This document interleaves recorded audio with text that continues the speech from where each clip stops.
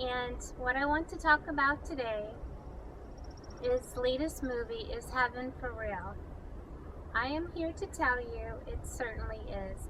I'm a throwback from heaven, not one, but 3 times. The first time was at 22 due to a car accident. I remember going to the light and hovering over my body as the surgeons did surgery on me from the car accident. I also remember 24 hours later hovering above my hospital bed. I actually thought I was not going to come back to this earth. I remember seeing my body, seeing the flowers in my hospital room, and hours later I came back to the light. After passing the first time, it did make me more intuitive, more aware.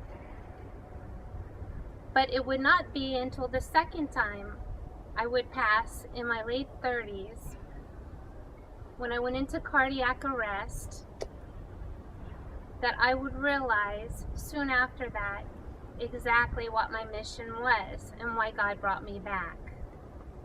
Fast forward a couple years later to another surgery and flatlining once more. The doctors and my mother thought for sure, after I'd been hit with the paddles many times to bring me back, that was going to be it. But God had another plan. I'm here to tell you, even after the second time, I've seen my guardian angel in broad daylight. 7 feet tall, gorgeous wings. I've seen Jesus standing at the end of my bed.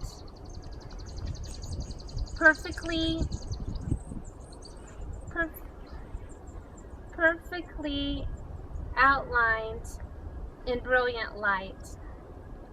And it wasn't just once or twice I've seen the angels and I've seen Jesus.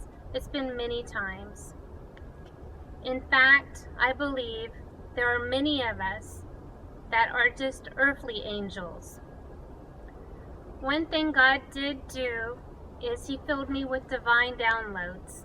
That's why I became a life coach. And that's why I'm an author of Expecting and Accepting the Unexpected, Daydreaming with God. God just somehow knows the love and compassion I have for others and how I want everyone to find the same happiness and peace that I have.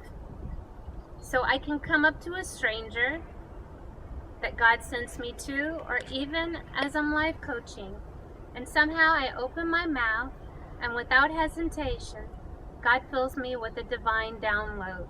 That's what I like to call them, divine inspiration. And somehow I know what I know without knowing what I know. God does the rest. He speaks for me. That's when I say I'm filled with the Holy Spirit. God has also given me healing through my hands and my touch, but I've realized at times I'm not strong enough for this. So I've asked God to empower my words that they heal those He has brought me to. Just like little Colton in the movie Is Heaven for Real and his father struggling with who to tell, and would this miracle, actually 3 miracles, be embraced? I also struggle with this. You see, so many people want to know what it's like to go to heaven and then return. But at the same time, they're fearful for what they don't understand because they did not have this experience. I did.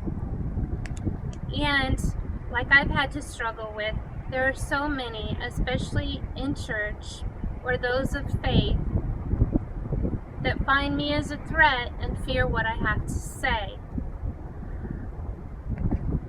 The hardest part for me is when God sends me to someone. And many times these are people I'm friends with, family, someone I'm close to, and He fills me with the divine download. He always speaks through me in kind, loving words. But yet, me, the messenger, the vessel for God, to share His words, many, many times fall on deaf ears. People don't want to listen. They don't want to receive the miracle message sent through me. It breaks my heart because I feel that God has been rejected. His miracle has gone unheard. Then I have to deal with my own rejection.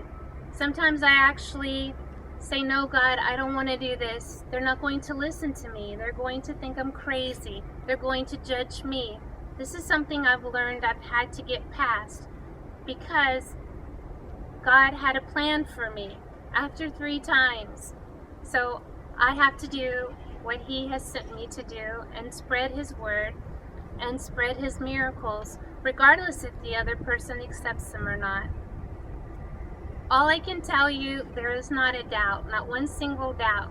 Heaven is for real. I am blessed to have many miracles on an everyday basis. I have wonderful visions that do come true.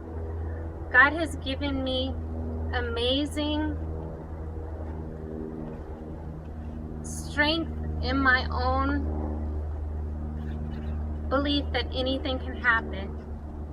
With many health problems in my past, God gave me the wonderful confidence in Him and the wonderful belief that He could heal me, and He did, despite the medical records and the doctor's reports. And for me, there is nothing to fear.